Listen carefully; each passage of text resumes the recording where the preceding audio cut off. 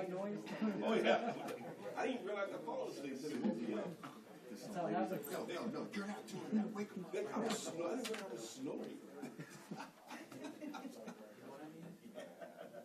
That's why you gotta do the shoulder thing. I'm looking at my papers right now. No, I'm snoring. I only snore when my head goes down. That was crazy.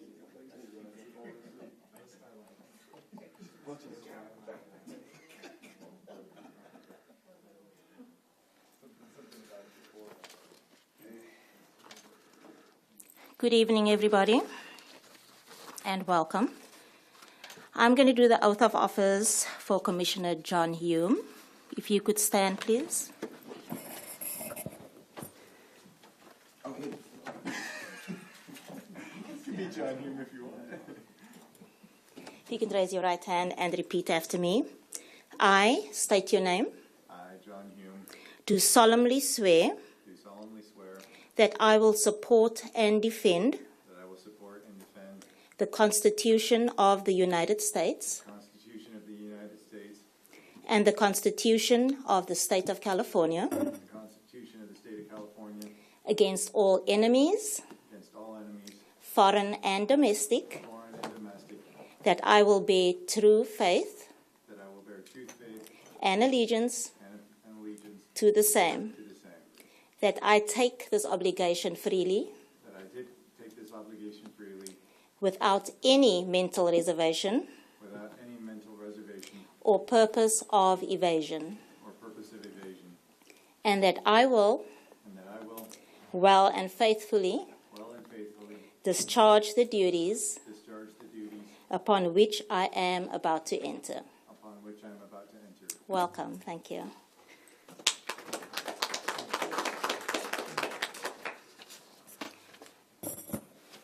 We will now call to order the Planning Commission regular session, February the 4th, 2026, at 6:01 p.m.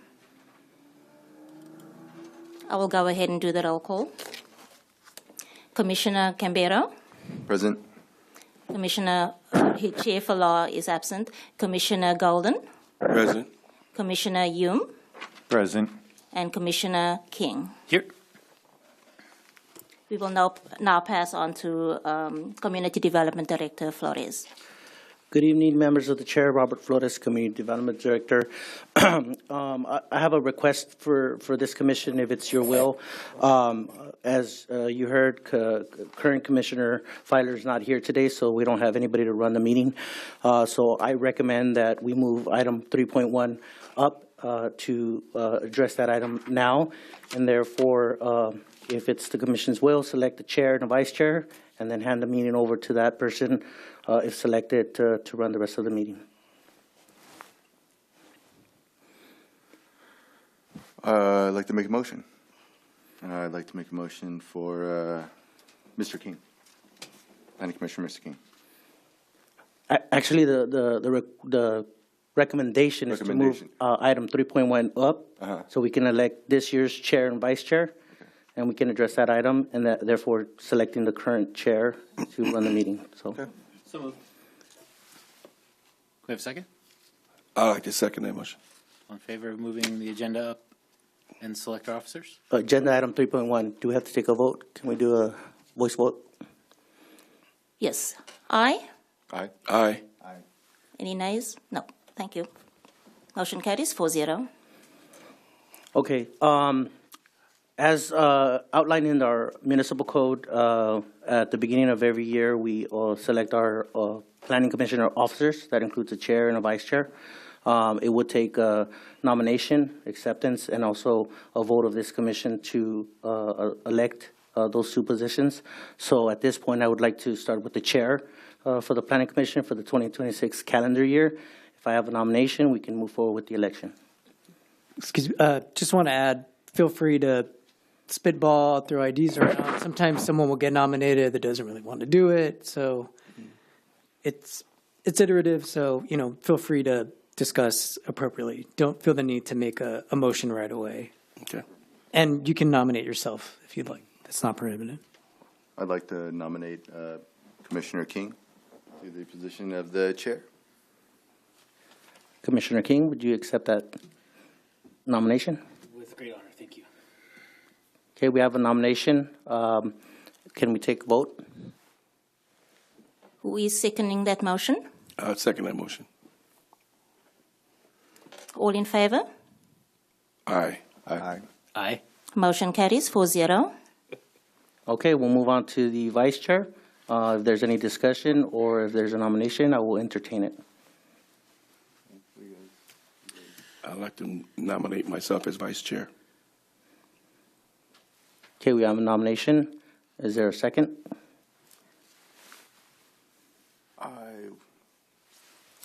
Second that one. Okay, we have a nomination and a second. Can we take a vote? All in favor? Aye. Motion carries Okay, 4-0. we now have a chair and a vice chair, so I would like to ask Chair King to move into the seat and continue with the meeting. Could we just swap nameplates? Thank you. I'll try not to mess it up.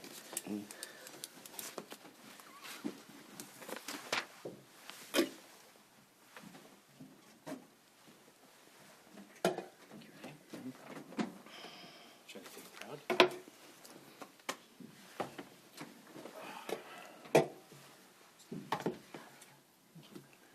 Congratulations, Vice Chair. Thank you, Chairman.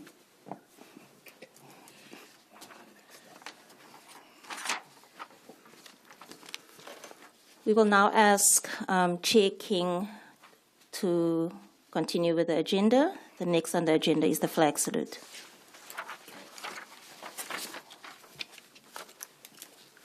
Okay, back on track. Next item on this agenda is our flag salute. Renee, would you like to lead us? Right hand over heart. I pledge allegiance to the flag of the United States of America and to the republic for which it stands, one nation, under God, indivisible, with liberty and justice for all. Thank you, Renee. We've now come to the public comment portion of the agenda. Do we have any public comments? We do have one public comment. Cam Tai.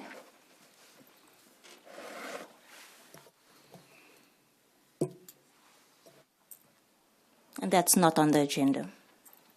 Hi, everybody. I'm not. Sorry, my English is not good enough to let you guys know, understand it. My name is Cam Tai.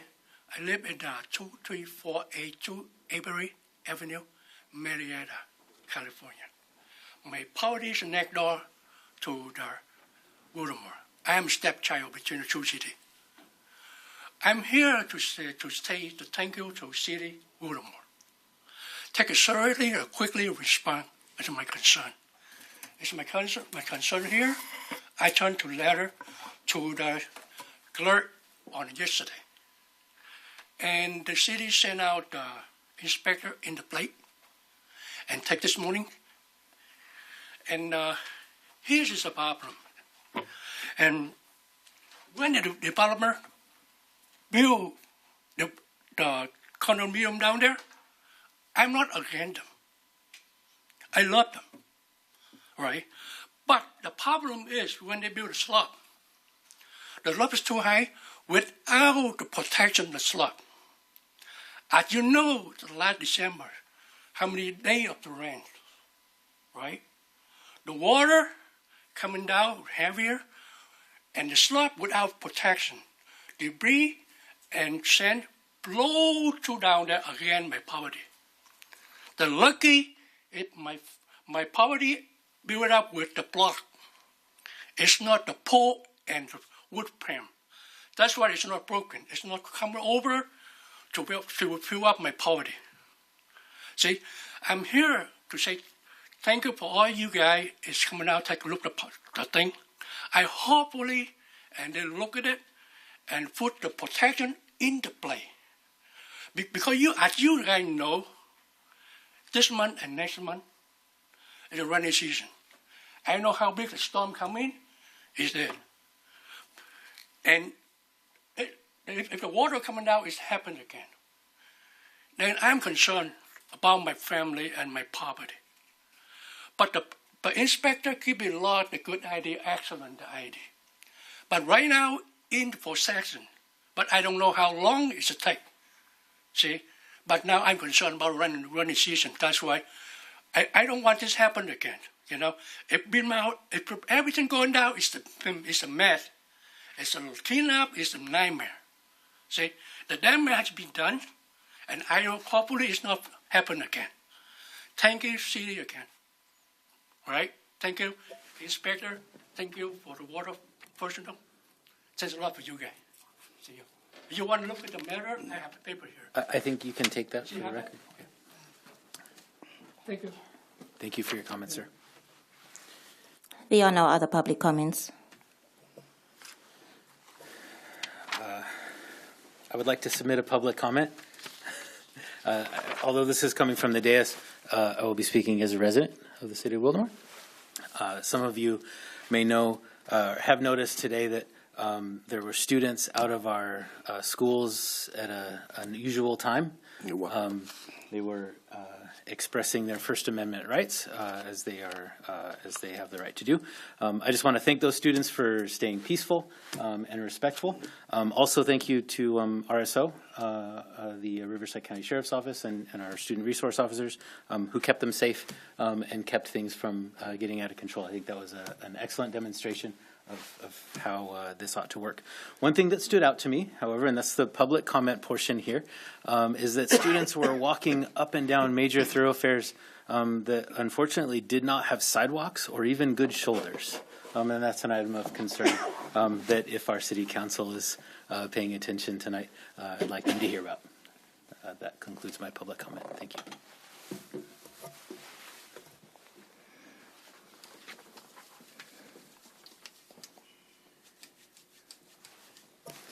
Okay, next up, we have approval of the agenda as presented.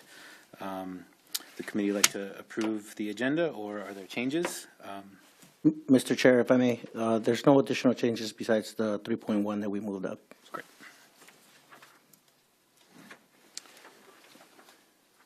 I'd like to second the approve. Got to make that motion. I'd like to make a motion to accept the agenda with the moving up of 3.1. Do I have a second? Second. All in favor? Aye. Motion carries 4-0. All right, thank you. Moving on to our consent calendar.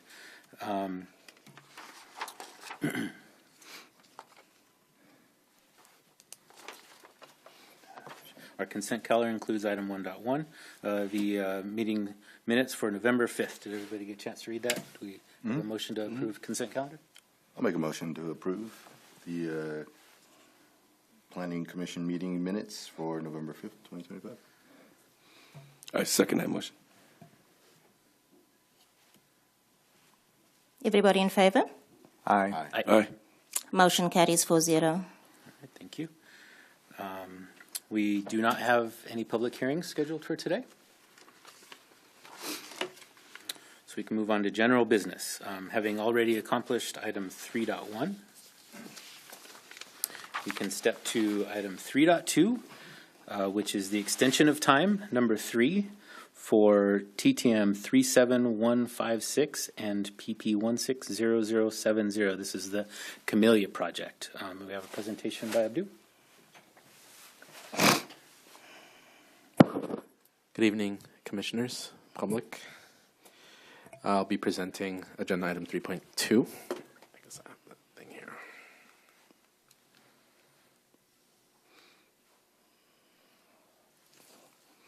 There we go. This project is located on the east side of Palomar Street, right down on the southern border with the city of Marietta. A little bit of background on this one. The Planning Commission originally reviewed Plot Plan 160070 and the tentative tract map 37156 on June 21st, 2017. The Commission's review also included recommendations for adoption of an MND, MMRP, and approval of a zone change from RR to R3 to maintain consistency with the general plan at the time. The R3 zoning was needed to develop the 163-unit attached townhouse project. The City Council reviewed the Commission's recommendations on August 9, 2017, and took the following actions. To adopt the MND, approval of the zone change, approval of the tentative tract map, to subdivide the 26-acre site, and approval of a plot plan to develop the single-family attached townhouse dwelling units. During the public hearing process, public input was presented from adjacent residents, which resulted in a number of changes to the site plan, which ultimately resulted in what was approved. These commitments and conditions remain in full force and effect on the project. Shortly after the project was approved by council, the city and applicant received a lawsuit which stayed the project for about 6 months. So the ultimate expiration date includes that 6-month litigation stay. This is a exhibit of the approved tentative tract map, which is what is being built currently. The proposed extension of time meets all the required findings for approval for the EOT for the tentative tract map and the EOT for the plot plan. And the findings are located in the resolution. Based on the findings, staff recommends that the Planning Commission adopt PC Resolution 2026-01 to take the following actions: to approve the EOT request. This is the third and final EOT to February 9, 2027, and to determine that no additional environmental review is required per CEQA. All original conditions of approval and mitigation measures will remain in full force and effect for this project. Now, for this project specifically, they're already well under construction, so they theoretically don't need their extension of time. However, it's more of a belt and suspenders approach, just in case the project gets paused for any reason. They have that extra year to do it, but they're well underway, and they're projected to start building and actually start selling units around next year. Staff is available for any questions. Thank you.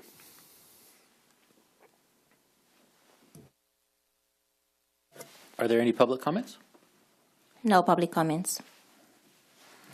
Now's the time for commission discussion. Does anybody have any comments, questions?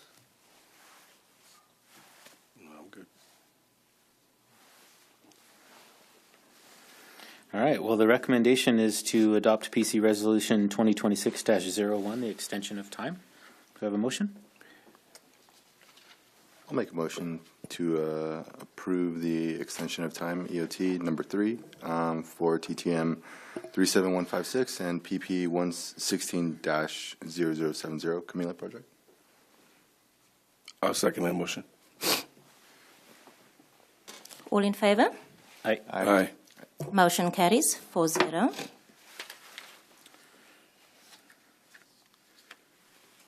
All right. Thank you, Heidi. Next up, Senior Planner Abdul Ashgar will present item 3.3. This is the extension of time number 1 for TTM 38525 Cherry Wait. All right, so I'm presenting EOT number 1 for tentative tract map number 38525. This project is located on the corner of Cherry and Waite Street. The site is currently vacant. It's about 2.37 acres.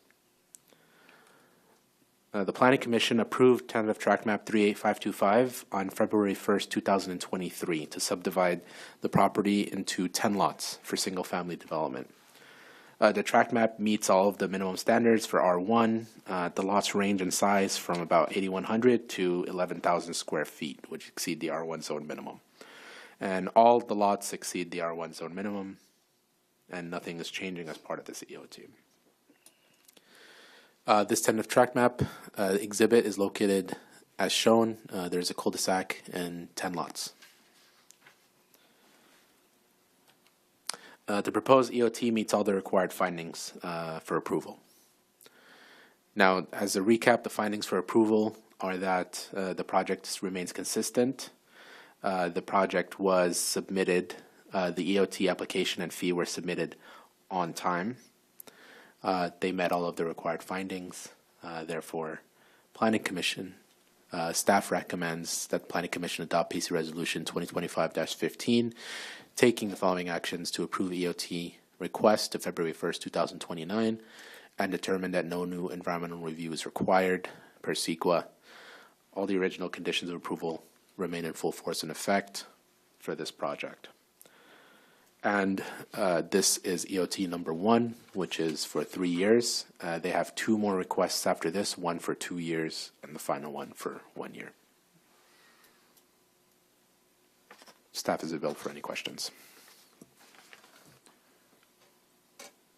I do have a question. Just reviewing the justification letter, I was looking at, they mentioned, however, the sewer and water agency approvals have taken slightly longer than expected due to extended reviews. Just want to maybe get a little more feedback. Not that we're not supportive. I think just understanding what are some of the issues that are maybe pending, that maybe on the EVWD side that they're working on. Just get a little. They haven't given us specific details on exactly what's going on, but I mean, we do hear that sometimes from applicants. Sometimes those applications and permits take a while. So in this case, it's not uncommon to have this. Maybe they're missing some stuff that they need to submit to EVWD, for example. And sometimes these permits do take a while. So in this case, it is a valid justification. Yeah, they got approved 3 years ago, so their expiration date is coming up. Well, technically passed a few days ago, but since they submitted on time, yeah, their EOT is here. If I may, really the purpose of extensions of time is to capture these types of issues. It may be other agencies or the city. There may be there's things after entitlement, post entitlement during the building permit and permitting post entitlement permit process that causes delays, and that's why we have these extensions of time to address that. So. Yeah, I have no more questions of mine. Any other questions? Do we have any public comments on this item? We have no public comments. Any further commission discussion on this item? No, I think I'm pretty supportive of it. Pretty simple, straightforward. All right. The recommendation is to adopt PC Resolution 2026-03, extension of time number 1 for Cherry White. Cool. I'll make a motion to approve extension of time on the number 1 PLN 25-007 for TTM 38525 Cherry White, PA 21-0182. Second. Everybody in favor? Aye. Aye. Motion carries 4-0. All right, thank you. Next item, this is 3.4, another extension of time presented by Abdu. This is for plot plan number 22-0006. If I may, this EOT is going to be presented by my assistant planner, Matt Kramer. By Matt, the way, you're up. we have about 12 or 13 more EOTs this year, so yeah, we got a lot. Looking forward to it, Matt. Thank you. Good evening, Commission. I will be presenting for Beyond Gas's first extension of time, conditional use permit and plot plan 22-0006. This project is located at the corner of Jana Lane and Clinton Keith Road on about 4.35 acres of space.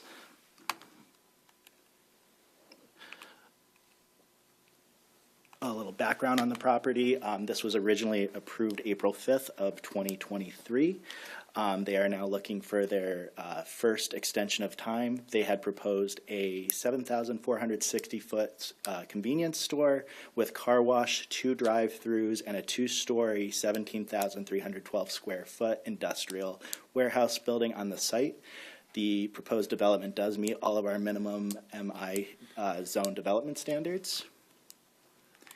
It is also consistent with both our general planned use and our current zoning. This is an exhibit that'll show you what their layout is going to look like. The Beyond is obviously the main attraction here, but it is going to be a pretty big site on a currently pretty large vacant piece of land. This EOT does meet all the required findings for approval, including general plan land use, zoning.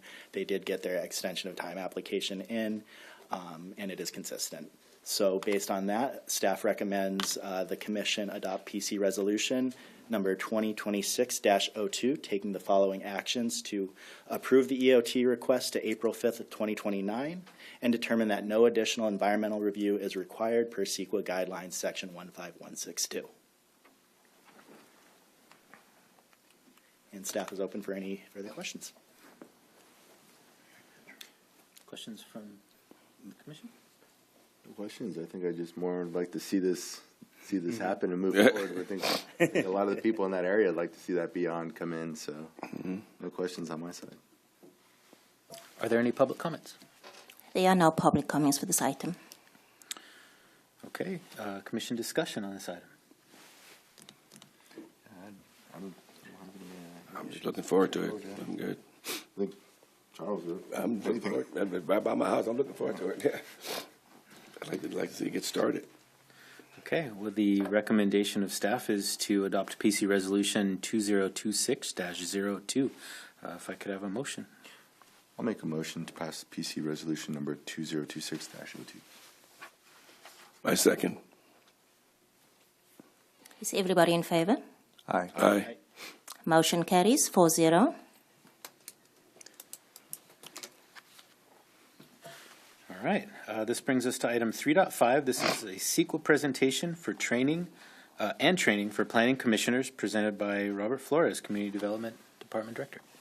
Thank you, Mr. Chair. Before I get into 3.5, I just received a note that our public speaker for tonight has some additional thoughts to add to his comments, and he wants to know if the commission would entertain adding to his public comment. And it's. Do you have any objections? No. There's no objections. So I recommend we do that now because the training is going to take some time. Yes, those additional comments are welcome. Cam Tai? I'm sorry. I make big mistake about I forget one important thing because my wife health. That's important. I forget about it. Because my wife's health is concerned about the second moraine tree. Because she said when you guys build the landscape, don't put the second moraine tree near my property. She will get allergy on this one. That's why we moved from Sacramento. That we almost 20 years get away with Sacramento for the second moraine tree. See, I thank you for you can help me out. Okay, thank you very much. Excellent, thank you. Thank you. Is the type of tree noted someplace? I don't recognize the Second moraine. second one. Oh, sycamore. Yes, Gotcha. Sycamore Okay, tree. Thank you. Yeah, because we live in Sacramento, we get allergy every 6 months, all the way down because this tree. Thank you. Mr. Chair, just to note, I'll have one of our planners get contact information from the public speaker so that we can reach out to them and discuss it further. Thank you, Director. Okay, if there are no further additions to public comment, I think we're ready for some training. Yes, let's do this. If the commission recalls, past comments of mine have always included the fact that I encourage training, and I feel strongly that there's a lot of things that not just planners, but the Planning Commission needs to know to make their decisions. So this item is brought before to encourage that and to further that. It is a training on CEQA, and we do have our contractor here from M&S, Deborah Light, who will be making that presentation. Thank you. Welcome. Thank you. I'm Deborah Light with M&S. I am the Environmental Planning Practice Lead. I've got more than 25 years of experience. I have a presentation set up for you, just waiting for it to, oh, there we go. Sorry, that was easy. So I just wanted to let you know that this is a training, but it's also can be interactive. So if you do have any questions and you see something in a particular slide, feel free to raise your hand or interrupt me, just because I think teaching is better when you can have it be more of a dialogue. So I just wanted to let you know that I'm more than happy to pause at any point in the process, but also at the end of the slide, we can do questions and answers. So here's a little bit about our agenda. Want to just provide some background context on CEQA, its purpose, and it's just an overview. Want to talk about the importance of project description, which is the project that gets evaluated as part of this process. Give you some information about the types of environmental documents that are required of CEQA. Also talk about significant and unavoidable impacts, because those are a key consideration as a part of the CEQA process. And then I want to talk about what your role is and to provide some helpful hints and tips that will help make your jobs easier. So let's talk a little bit about history. I know you didn't think you were going to get a history lesson tonight, but it's good to have some context on exactly what we're talking about here. So CEQA, which is California Environmental Quality Act, really started as a part of a nationwide interest, and just, a lot of people were becoming very interested in environmental issues. So this started with NEPA, a National Environmental Policy Act, and its initiation in 1969 by President Nixon, and then the state of California enacted their own version of it in 1970. So both of them have a lot of similarities, but differences as well. So just wanted to let you know that this is a very old law that's been enacted that we're still not just using, but also continuing to modify. So even most recently in 2019, some additional improvements were made for CEQA that added things like wildfire, for example, and some other threshold questions that we could talk about later. So this is a funny graphic. Let's just approve it and see what happens. CEQA is really the most important part about it is not just that it's just a procedural step in the process, but it also allows for disclosure of impacts, but also engagement of, review of the technical issues to understand where we might have impacts, but also to engage the public as a part of this. So it looks like a behind the scenes, backdoor conversation, but really CEQA is much more than just that. So when we talk about CEQA, what are we talking about? There are CEQA statutes in the Public Resources Code. There's a set of guidelines. Here's some statutes and guidelines. This is sort of our Bible that we use, and we use quite frequently. So in the year, you can see all the flags that we have here. So it's a reference guide that provides a lot of valuable information in the work that we do. It's also ongoing case law. So there's a lot of cases that you hear about, a lot of environmental changes have occurred based on litigation changes. So all of that is really what CEQA is. So what is CEQA's purpose? It's really to disclose environmental impacts, but it's also to prevent and minimize those impacts. So really to understand them, identify them, and then make a determination as to, well, what can we do to reduce those impacts? It's also a public disclosure part of the process that allows the public involvement in it, which I think is really important, but it also engages the lead agencies, which City of Wildomar is the lead agency for projects that you oversee. And it's a part of the process in that you as the lead agency will make a determination on a project to approve or deny an environmental document. Also, it improves interagency coordination. So if you're working on a project with Caltrans, for example, this helps that engagement between you and another agency.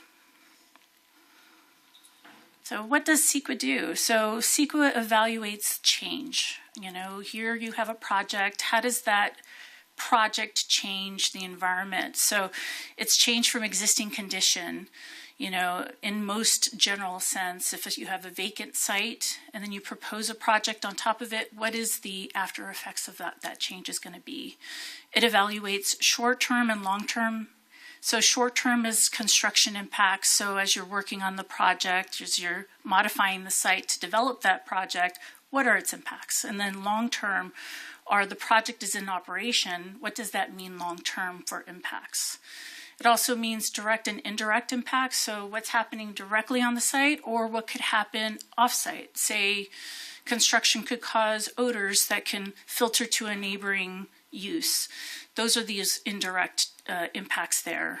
Also evaluates cumulative changes. So you have just the one project, but how about if you have other projects in the area? What are the combined impacts of all of those projects together? And then also local and regional plans as part of that process. So who are the key players for the CEQA process? You as the lead agency are obviously a key player in this. You have approval authority over a project. You also have responsible agencies that have some sort of approval over the process.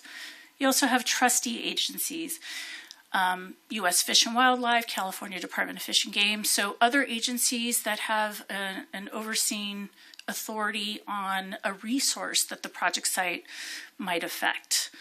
And then, of course, your staff, so your planning department, the people who are involved in the project and in their review are also key to this process. Consultants, people who are preparing those CEQA documents on the behalf of the city are also part of this process. The public, as we're engaging their input as a part of this. And then decision-making bodies, so planning commissioner, city council. So let's talk a little bit about those key phases of CEQA. So we start off this process by conducting a preliminary review. So this helps us to determine whether or not a project is defined as a project through CEQA, which of course there's some definition as to whether or not a project actually requires some level of CEQA review. So that's how we start the process. And also we look at it, what kind of approval would this project result in? So is it discretionary, ministerial? We'll talk a little bit about that. And then we'll also take a look at whether or not a project is exempt through CEQA. So let's talk about discretionary, ministerial. So ministerial is sort of an over-the-counter approval. It really doesn't have a lot of judgment that's required. It's very limited. It's very black and white versus a gray look at the analysis. So a good example of some of these are permits that you would oversee as a part of the process. So building permits, grading permits, things that have sort of a structured mechanism that the city oversees on a frequent basis versus a discretionary approval, which requires some level of judgment and understanding. The approval has to be made with some objective standards. So CUP is one, track map, land use plans, those are things that require staff review and other determinations as a part of their approval process. So we talked a little bit about what is a project. The project is the whole action. So it's not just a piece of it, it's the entirety. So from point A to point B, what is the project? It involves the construction of that project and then the ultimate operation of that project. We also look at whether or not it has a direct physical change to the environment, or it could cause a reasonably foreseeable indirect physical change to the environment. So we're taking a look at those kinds of things when we have a project and we want to get a better understanding of what is the after effect of the implementation of that project. So let's talk a little bit about an initial study. This helps us to define the scope of the project. So we're providing a preliminary review of the potential impacts that a project could have as we're starting this process along. So what we're trying to do is really understand in an initial sense, what are the potential project impacts? That'll help us determine next steps in the process. So in developing those initial reviews, we really have to have a strong understanding of what the project is. So a project description is required of CEQA. It needs to have a very defined and very static description of the project, meaning if we know that a project description is going to change over time, how do we evaluate that if it's continuing to move? So we like to conduct those environmental analyses once we have a well-defined project description that's unchanging. So that way the analysis will reflect what the actual project is without its modification to it as we're going along the way. And what's really important as a part of this is that you can evaluate a more intensive project. So a project could have, say, 180 residential units, and we're going to evaluate 190 residential units. We're giving ourselves some flexibility in case the project is going to change between 180 and 190, but we can't do the reverse. We can't evaluate the impacts at 180 in our analysis, but then make a decision that we're going to increase those residential units, because then we'll create an issue in the analysis, and that might result in, say, a subsequent or a supplemental environmental document that evaluates the actual project description. So just wanted to make sure it's understood that a project description and knowing its time and place in the process is really important. So let's talk, oh yeah, go ahead. That's a good question. Is that common to overestimate density in these evaluations? It is if an applicant needs a little bit more flexibility in their projects. If they're trying to give themselves a little bit of extra space and extra wiggle room in case they decide to do that. In a lot of cases, and I've encountered this situation where a project has moved a little bit because they're working with, say, Riverside County Flood Control, and they're adding basins, but they don't know how much area is going to be needed. So they think it's going to be a particular number, but they're going to upsize it just a little bit to give them flexibility in case they can add a little bit of units, or in case they're going to have to reduce those units later. So it doesn't happen all the time. And I think it's really important to sort of understand the Goldilocks moment of time, because you want to sort of hit that moment just right. You don't want to over evaluate your impacts, because that could require additional mitigation, and that mitigation has additional costs associated. But you also don't want to go under for those reasons where, obviously you've created a situation where you didn't evaluate the full impacts. Now you have to go back out and do some additional evaluation. So let's talk about some of the types of environmental documents. So, today we didn't have any CEQA documents for review. Those projects already had those CEQA documents, but there are several different layers of environmental documents. And so they could be as large as an environmental impact report or an EIR, or they could be as small as an exemption. And so there's a lot of places in between those. And even Homer doesn't know which one is the right one to do so. So we've prepared an initial study. We've developed a project description. What's next? Let's make a determination as to what's the environmental document that's next up. And we'll talk a little bit about a negative declaration or a mitigated negative declaration.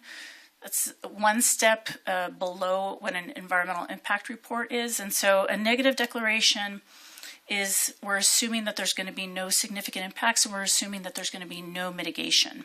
So versus a mitigated negative declaration, it tells you right there there's going to be a mitigation that's probably required to help reduce the impacts to less than significant impacts.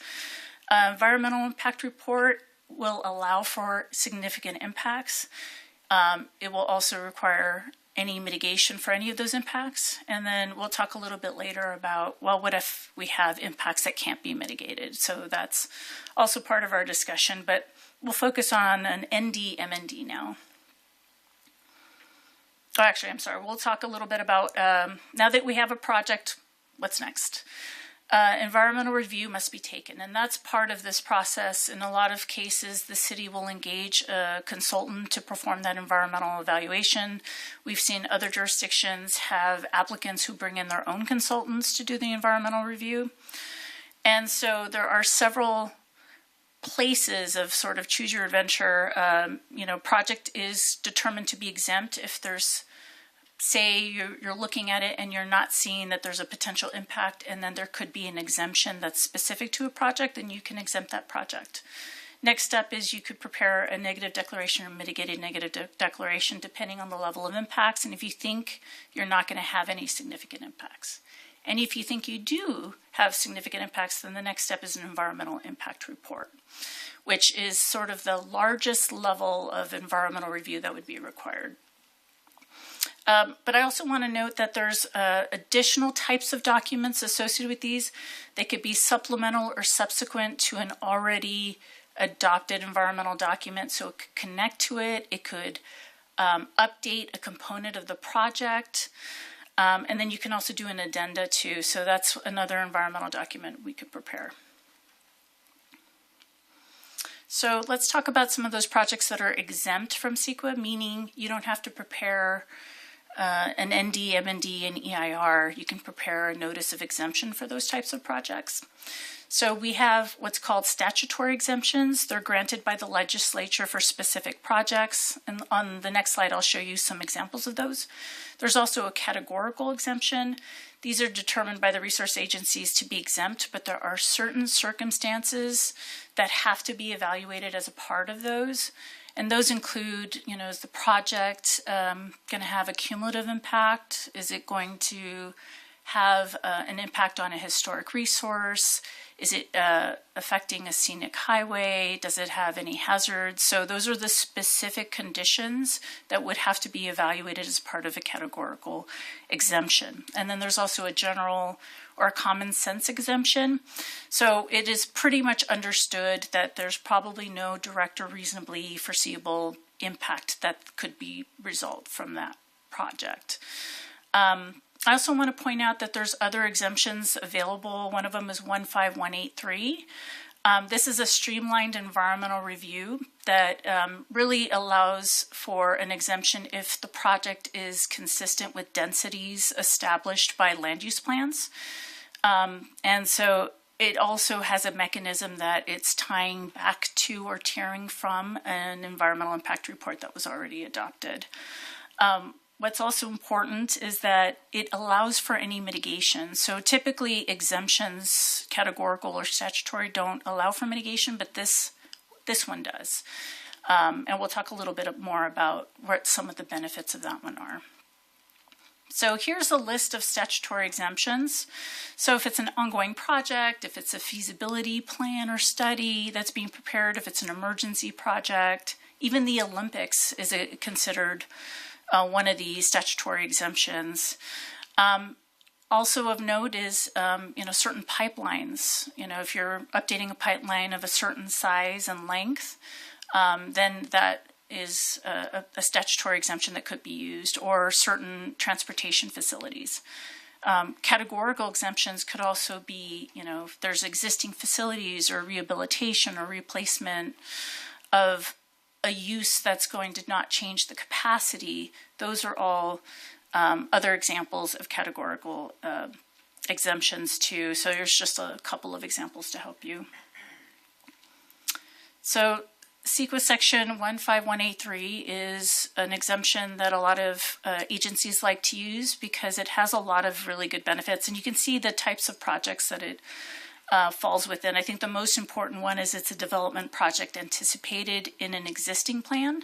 So it's already been contemplated, it's already been evaluated in another plan, and now you have a much more solid project here that you can evaluate separately through this. So some of the benefits is that it helps to streamline the environmental review process while still being able to mitigate impacts which you don't see as a part of a categorical or a statutory exemption.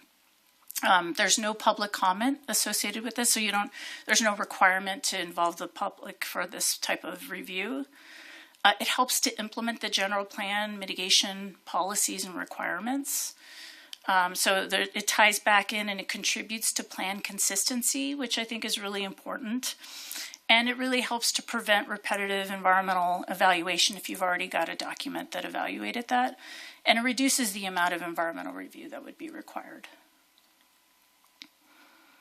So you're looking at this and you're thinking, okay, notice of exemptions seem really easy. There's some myths about it, you know. Are they less defensible than an environmental document that goes through an environmental review? And the answer to that is no. They are subject to what's called a substantial evidence test, not the fair argument. So what this means is that the conclusions are supported by evidence in the record. The other one, and it ties sort of back into this first one, do they require technical studies? And the answer is, or that they don't. You know, and the answer is that they can. And I think that helps to provide that justification. So in a lot of circumstances, you might get a notice of exemption, and then you might have some supporting technical documents to go with it to help substantiate the conclusion that there's going to be no significant impact. So it might still be performing some of the same analysis that you might see in other environmental documents, but it's still a much shorter process. And it provides a mechanism to provide the justification for your conclusions. So just wanted to make sure that that's understood. So you have a project and it's not exempt through CEQA. There's a potential for there to be some impact, and none of those previous exemptions apply. So we've talked a little bit about preparing an initial study. The initial study will help to scope out what the overall impacts of the project will be and really help you to make the determination of what type of environmental document to prepare. So an initial study will have sort of a check mark of, is this project going to involve a negative declaration or an MND or an EIR? And that is substantiated by all of the work that was done as a part of the initial study review. And all of those questions that you would see is a part of Appendix G of the state CEQA guidelines. And so it includes a list of distinct topics, and there's 20 of them. So let's talk a little bit about the ND-MND process. It's good to understand the mechanisms for public review. So once it's drafted and your staff have concluded that it's complete and ready to go for public review, it'll go out and get circulated for 30 days. And so unless the city deems it to be not of regional significance, it could be reduced to 20 days based on separate approvals and separate mechanisms. So once that public review period ends, then you must consider public comments on those documents. I think it's really important to note that comments aren't required to be formally addressed in the document. They should be considered as a part of the process. They're considered as a part of staff reports. You can respond to each environmental comment or question that comes up as a part of this review in your documents, but it's actually not required for this process. Whereas it is required as a part of an EIR. So there are a lot of distinct differences between an MND, which is a much smaller scale environmental document where you know you don't have significant impacts, versus an EIR, Environmental Impact Report, that has several steps in place. So one of them, in the very first part of the process that engages the public, is a 30-day public review period for the notice of preparation, or an NOP. And so what you do in that stage of the project is you engage the public and agencies and you ask for input into the project. So it's really an important step that helps to understand what the community might be concerned about in terms of impacts. You might get an agency that says, hey, we're working on a project in your area. Please consider this as a part of the process. And then all of those comments, as well as the work that's performed in earlier steps, will be included in what is the EIR. And then that gets put out for public review for a 45-day public review period, which is a much larger document and requires a much larger review period to allow the public and agencies time to review that document. And then, as a required step, all environmental comments need to be addressed. So the good news is, if somebody says, I don't like Big Macs, then you don't have to evaluate that as a part of the comments. But if it's involving the environmental part of the process, I think this project could involve odors that go into my space, or I think it's going to be really noisy, then we have to go back into our document, look at our analysis, and then be able to respond to that distinct comment very clearly and cleanly as a part of this process. And there's a 10-day public review period as a part of it. So a document might come here for public review. If somebody provided a comment letter, they need 10 days in advance of this EIR going out to you for your approval to have enough time for them to look over their comment and the city's response to that comment. So that 10-day public review period is another important step in this process. Real quick, and this might be a question for our planning professionals. Is it common for us as a city or for other cities to make comment on our neighbors' projects in this process, particularly keeping in mind one of our extensions of time that's at city boundaries? It depends. Typically, we do not get involved in other agencies' environmental document, but there are situations where there's projects that are adjacent to our boundaries or projects that have regional impacts. And so therefore, maybe our engineering department or our planners do respond to those comments. And we do receive notice of those comments as well as part of the public comment period. So, In my experience here, it has been pretty rare. Like we get notices all the time. Like, they're doing some sort of environmental document for some sort of general plan update in Riverside County.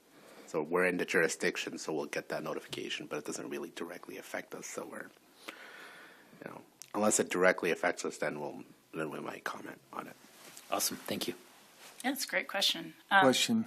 In the documents on the Camellia townhouses, there was a statement that the construction crew is going to be on the lookout for a certain species of owl habitat or something like that. And I believe that was part of a MND. And I was just curious, obviously they didn't even find any owls there. They were just being on the lookout for them. But where is kind of that,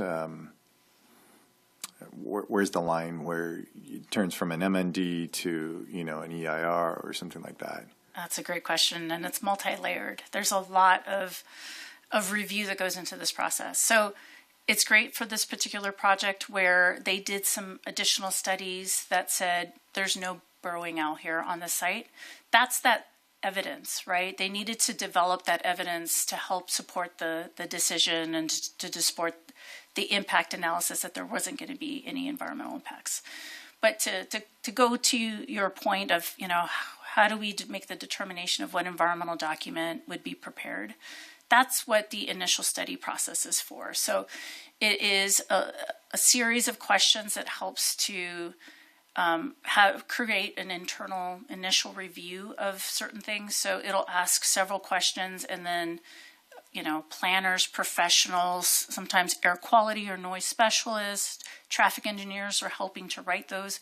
What they're doing is they're taking an initial look after we've developed a project description to say, well, what do we think? Do we think that there's going to be the potential for impact?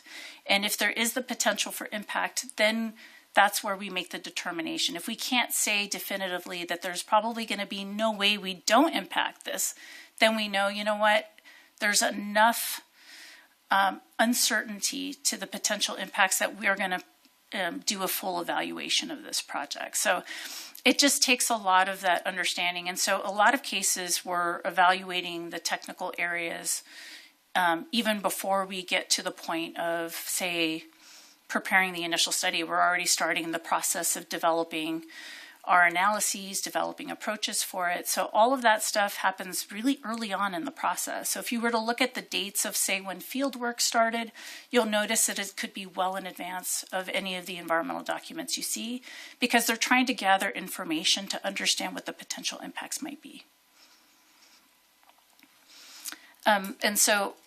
Just wanted to mention required elements of an EIR. Obviously, that project description is such an important key component of this. You're going to see mentions of that project description throughout the environmental document. That's the meat of the document. It's what every section is evaluating. Obviously, your impact analysis, we need to understand what the potential impacts of the project are going to be. What's also really important is that it evaluates alternatives.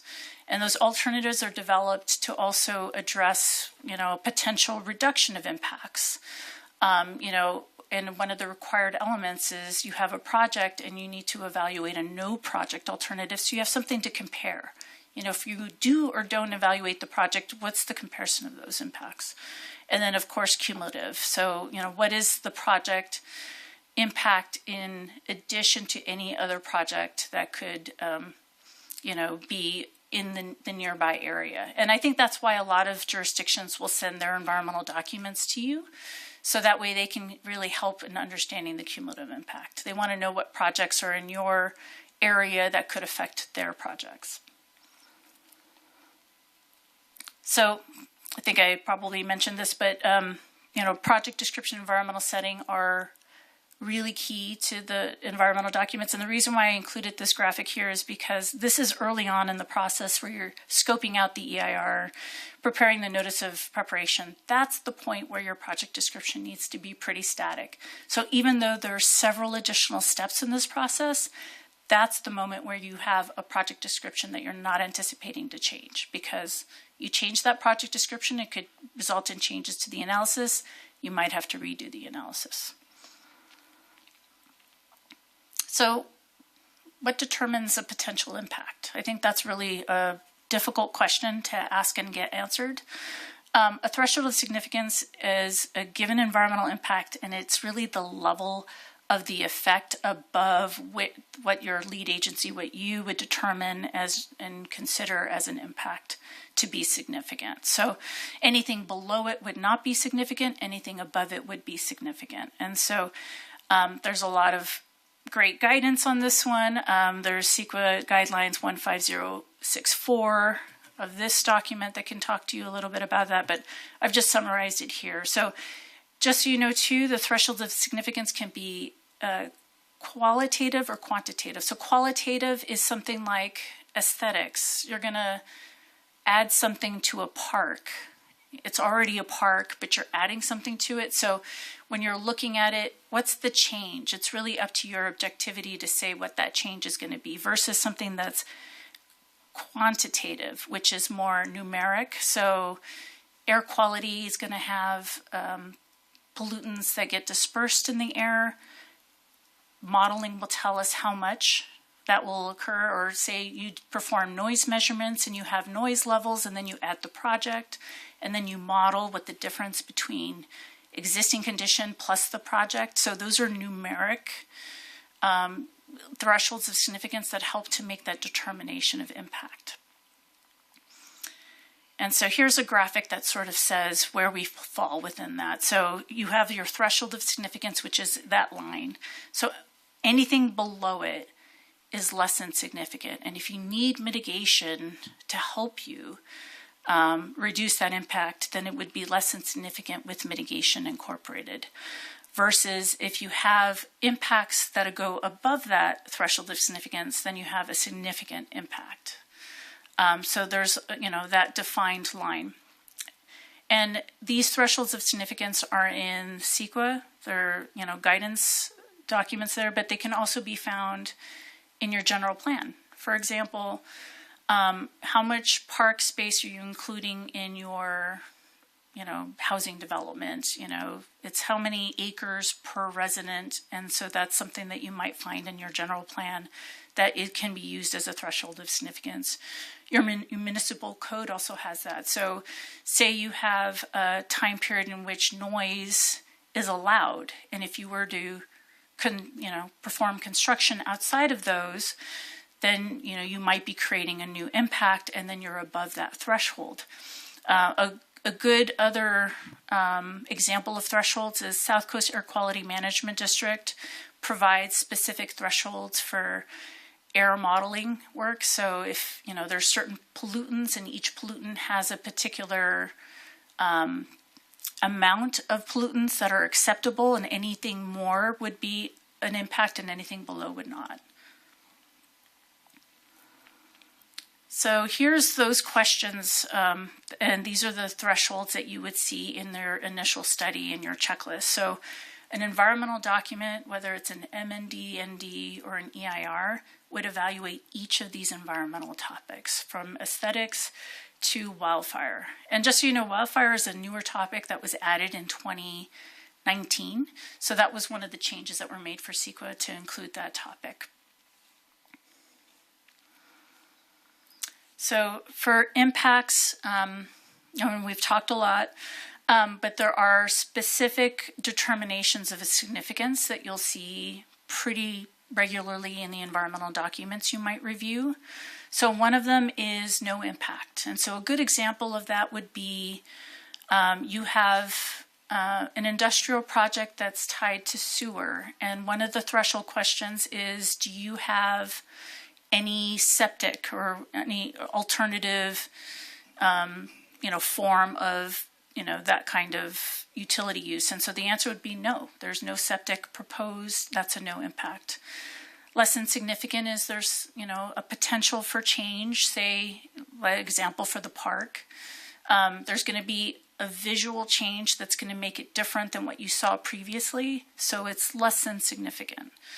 Less than significant with mitigation is if it actually goes over the threshold and then you've added some mitigation. A good example of that would be during construction to avoid an issue of dust. You're going to water the site and you're going to do other things that prevent the soil from, flying over, or you're creating, added emissions of certain pollutants, and so you might use different tiered equipment for construction that might reduce those impacts. So that would be a less than significant impact with mitigation. And in some circumstances, you have a significant and unavoidable impact. There's nothing you can do to mitigate that. And a good example of that would be you have a building built in the 1920s. It's considered a historic resource, but in order to develop that project site, you have to demolish that building. You can't replace it in its form, so the project would involve destruction of it. That could be a significant and unavoidable impact. There's no mitigation that would actually bring you back to a less than significant level. So mitigation is really important in these environmental documents. What's really important is they cannot be deferred to a later time. So you can't say, well, we'll figure that out later. You have to develop some really distinct performance standards that say, okay, well, if we are going to do something at a later time, what are we doing? We need to know the how and the why. How would that reduce the impact? We can't just say, we're going to do something without it being enforceable, without there being enough description of what you're doing and how it's going to reduce that impact. And it has to just apply to a potentially significant impact. You can't say, let's add mitigation when we know that there's not going to be an impact, because, it wouldn't be fair to the applicant to make them mitigate something where they're not adding an impact to it. And it just has to have some level of proportionality. So, a single family residence is being added to a neighborhood. They already have an impact in traffic. Just a quick example. Just by adding that new residence, you can't make them add a brand new traffic lane. It's just not a proportional impact to an already established situation where, there's an impact that exists and just one additional unit, they shouldn't be on the hook to create a brand new traffic lane, for example. And the types of mitigation it's really important to understand the differences here. So you can avoid the impact altogether as a part of mitigation. You can minimize that impact to a degree to help it reduce the impact. So there's lots of different ways where we can do some of those things, but it could mean, modifying the project area or something, or the areas of impact.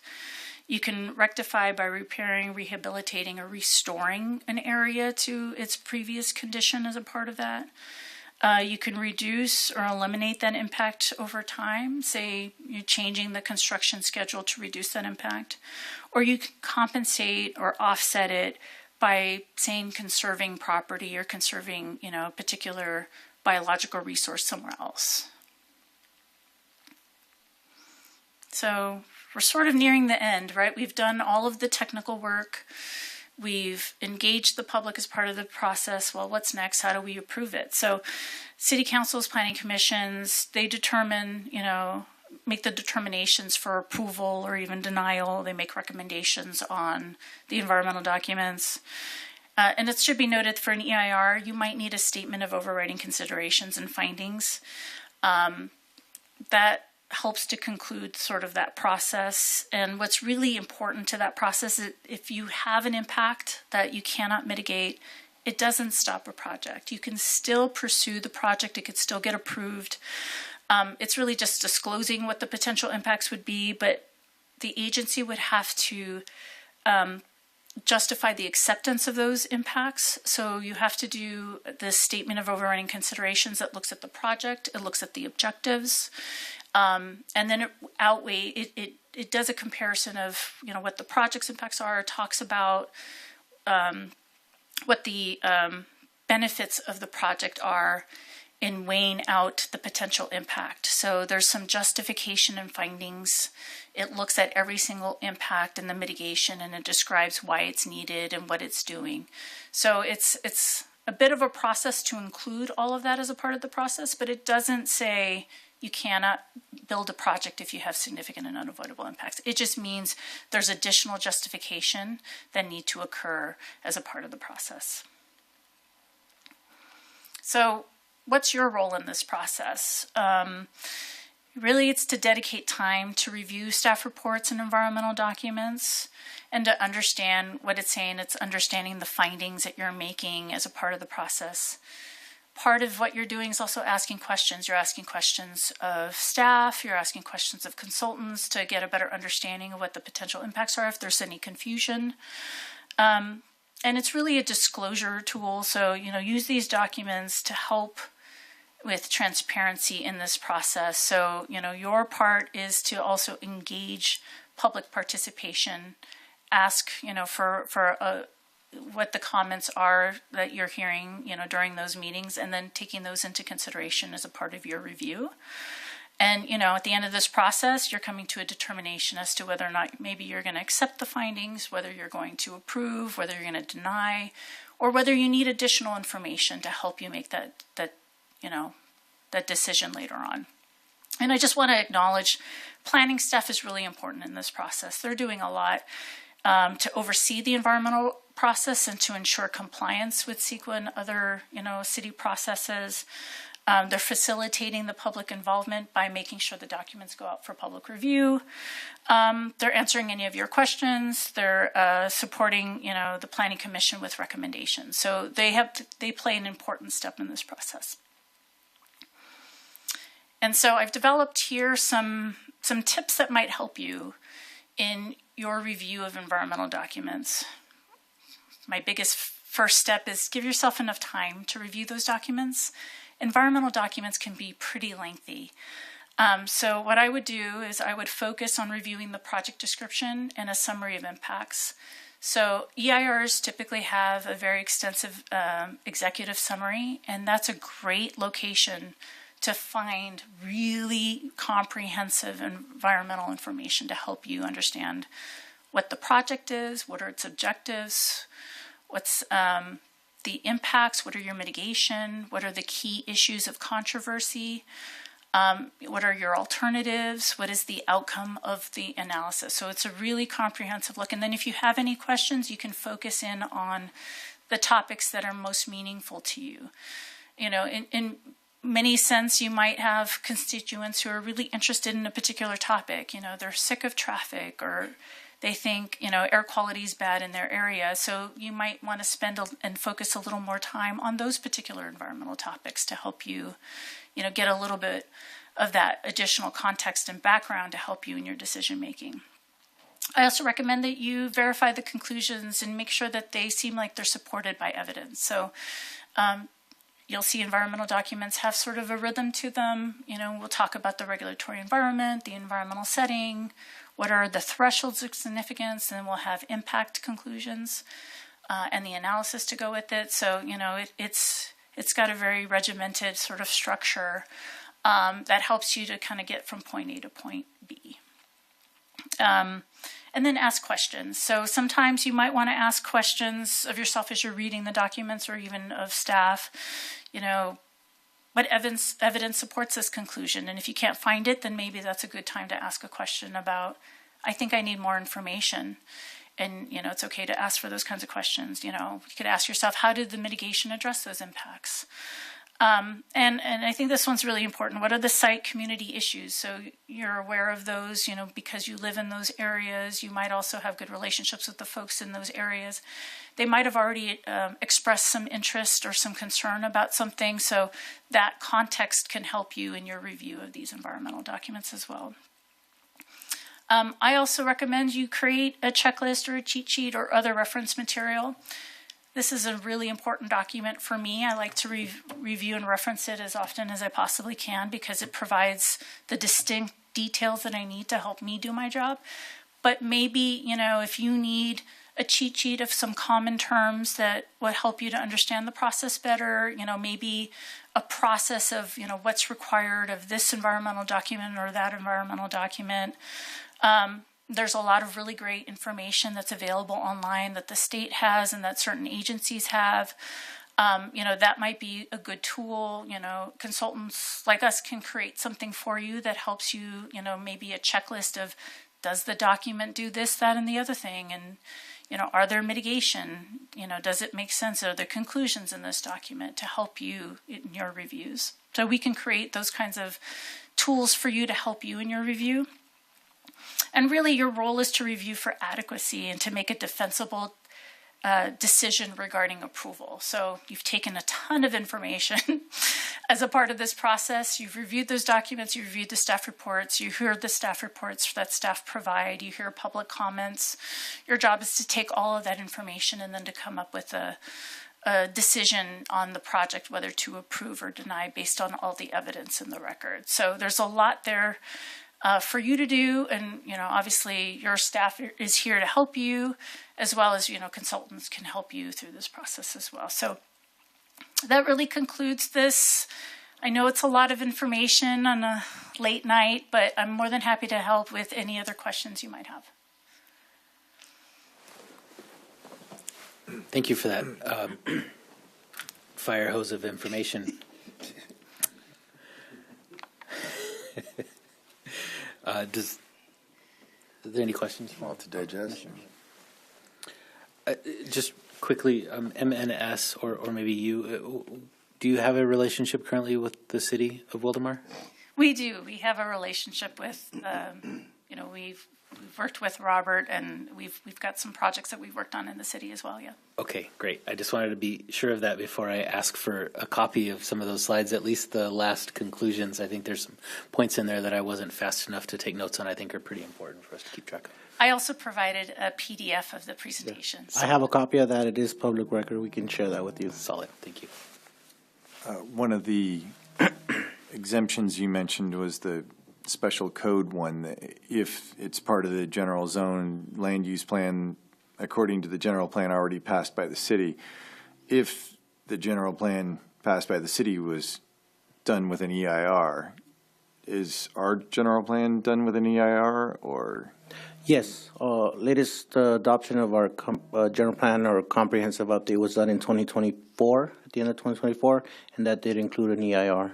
Okay, so that would be a valid exemption for this city? That would be a valid document that we could use in pursuing that exemption, yeah.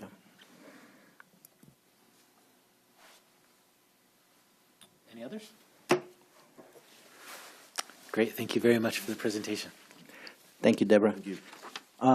Before we conclude this item, just wanted to ask our Deputy City Attorney if he has anything to add or any comments that he would like to share. Thanks. Just a couple practical thoughts that private developers will do their darndest to avoid an EIR because of the cost and brain damage associated with that. So practically, that's something I think that contributes a significant cost to development that is something that developers wrestle with. And then on the challenge side, I really liked Deborah's note in the exemptions portion And you do see exemptions in your various resolutions today. They're going to be included in every decision you make. But one thing she mentioned was the misconception that the use of exemptions makes you more vulnerable to a legal challenge. And I'd like to note that exemptions actually are harder to defeat for a project. And so with an exemption, to uphold it, if the city were to be challenged or a project, there just has to be shown that there was substantial evidence supporting the exemption and did you actually qualify for it? And I raise that because on the other side is the fair argument test that applies to the other two buckets that I have in my simple mind. So exemptions, negative declarations, and I include mitigated negative declarations in there, and EIRs. For the negative declarations and EIRs, there's just a fair argument that has to be used. And I raise this because practically you see so many CEQA lawsuits. Like, oh, this is being challenged by neighbors on an environmental basis. Or CEQA is used very often as a sword to challenge a project. It's a very low bar that courts have to say, to fine, and the law sort of likes to lean in the direction that an EIR is required. So it's very often that you see even labor unions challenging a project using CEQA because they want to get a prevailing wage or labor component into it. So it's just very practically, and in the legal world, it's a very low-hanging fruit to challenge a project, given the fair argument challenge that applies to EIRs and negative declarations. And then the third thing I had was on her distinguishing between discretionary actions and ministerial actions. And practically for you all, the discretionary action is what you all are doing. When you're evaluating a CUP, you're making judgments, you're applying, you're saying, does this project fit these standards? Can we make the findings?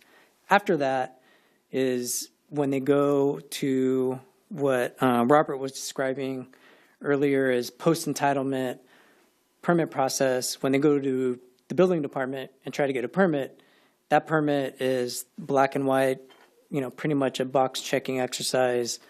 That's ministerial over the counter. So just practically I wanted to show kind of discretionary and then later ministerial. And ministerial, it's good to think of those are pretty much exempt. There's a ministerial exemption for ministerial actions. So you'll see a lot of, and I keep on droning, but I will say where you see a lot with things that the state wants to push, like housing, they will streamline that. When you hear streamlining, a lot of times they'll say, this is just ministerial, you have to approve it ministerial city, don't send it to your planning commission, you can't have it go to your council.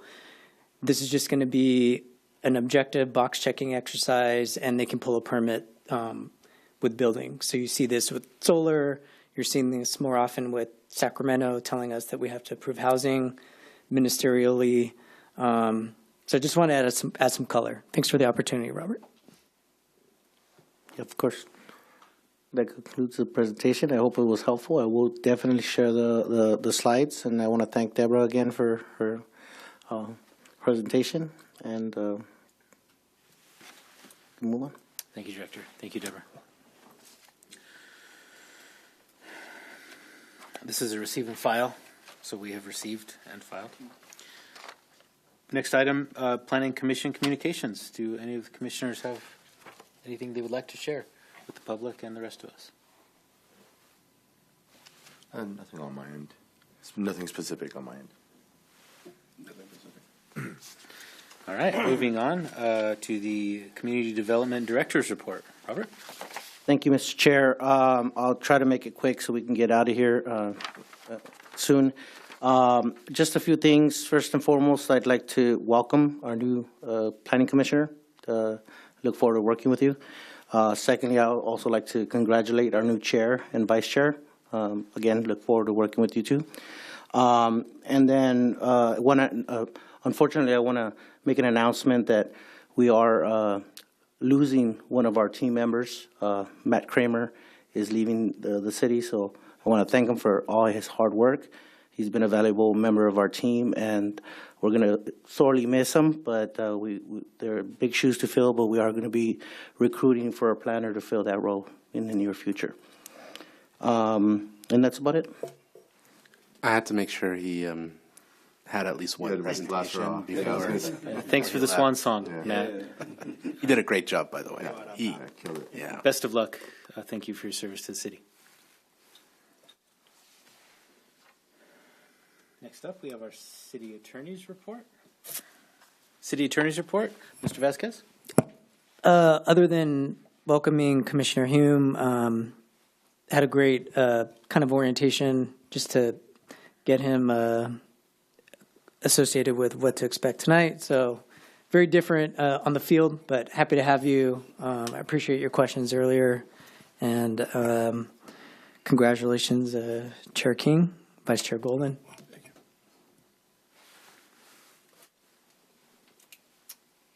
Thank you, Mr. Vasquez. Future agenda items. Have any future agenda items we'd like to bring? Nothing on my end. No, I don't have anything. I have one item that may be a small discussion, and I'll look for your guidance on this. The Active Transportation Plan, approved 2021. Thinking about some of these projects that have extensions of time and the conditions that are placed on those projects for things like sidewalks and bike lanes and trails and such, realize that I have very little understanding of what our progress is since 2021. I would not ask you to go do a bunch of work, but if there is data available that could potentially give us a small update on how we've moved since 2021, I'd love to see it. Definitely. We can look into that, and I'll reach out to you just to get more detail, but I can work with our Public Works Director to bring something to the commission on that matter. Great, thank you. All right, if there are no other items before this commission, we will adjourn at 7:26 p.m. Good job, it says here in red. Thank you, Heidi. As a reminder. It was anticipatory. Adam. Congrats again, sir. I know I didn't get to work with you too long, but thank you for your